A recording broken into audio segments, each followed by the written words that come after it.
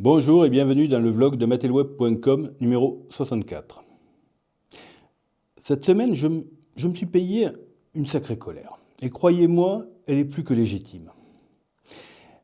Elle est alimentée par toutes ces infos terrifiantes qui nous tombent dessus depuis l'Amérique. Des révélations qui devraient, au bas mot, déclencher des enquêtes massives et faire coffrer une flopée de politiques et de scientifiques corrompus.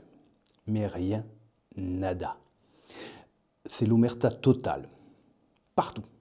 Prenez le scandale de l'USAID. Ça aurait dû dynamiter tous les partis qui ont trempé là-dedans. Et maintenant, les scandales pleuvent presque tous les jours. Le dernier en date, la liste Epstein des pédophiles, avec un volet qui éclabousse des têtes françaises. Silence radio. Encore et toujours. Mais là où ma rage a vraiment explosé, c'est quand j'ai dû admettre une vérité qui crève les yeux. Les partis qui nous pourrissent la vie en France, ce sont les partis de gauche, des socialistes à LFI en passant par les écolos. Aujourd'hui, tout le monde s'accorde à dire que Macron, par incompétence ou par calcul, a ravagé la France. Pas encore à terre, mais en 7 ans, il l'a salement amoché. Et ce type, d'où il sort? Qui nous l'a collé dans les pattes? Les socialistes, évidemment. En posant ces mots, je réalise à quel point l'idéologie de gauche a fait du mal au peuple français. C'est un hasard peut-être que chaque fois qu'un pédophile est démasqué, il soit de gauche. Rassurez-vous, le jour où ils en choperont un de droite ou d'extrême droite, ça tournera en boucle à la une. Et le wokisme, cette abjecte saloperie qui a lobotomisé une partie de notre jeunesse, qui l'a poussé? Qui a injecté cette idéologie de merde dans nos écoles, nos médias, nos cerveaux? Parlons cash de l'immigration. Oui, l'immigration, c'est vital pour un pays. Ça, c'est clair. Mais bordel, pas une immigration sauvage et incontrôlée comme celle que la gauche nous impose.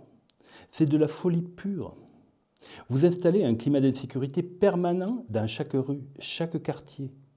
C'est une évidence. Et maintenant, c'est notre quotidien.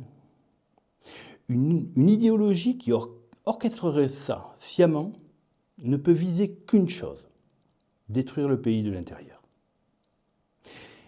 Et les écolos, ils ne valent pas mieux.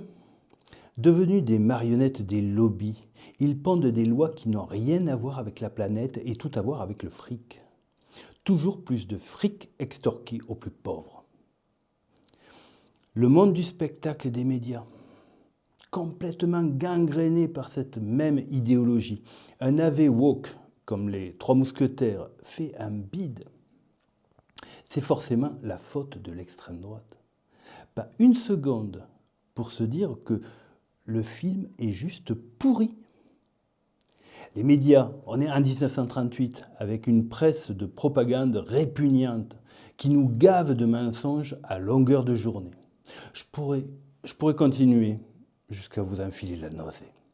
Et la Covid, parlons-en. Qui réclamait des camps de concentration pour les non-vaccinés? Qui braillait sur les plateaux télé pour exiger leur mise à mort?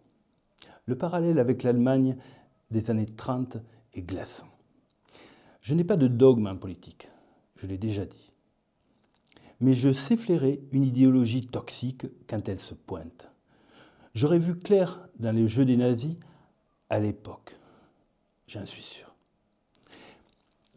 Alors jouez à ce petit exercice. Mettez l'idéologie nazie face à un miroir. Quelle idéologie voyez-vous dans son reflet inversé? Je pourrais vous balancer des centaines d'exemples, d'anecdotes qui enfoncent le clou. Mais je m'arrête là. Si mon discours vous gêne, pas de souci. Il y a des tas de vidéos sur Internet pour vous bercer dans vos illusions.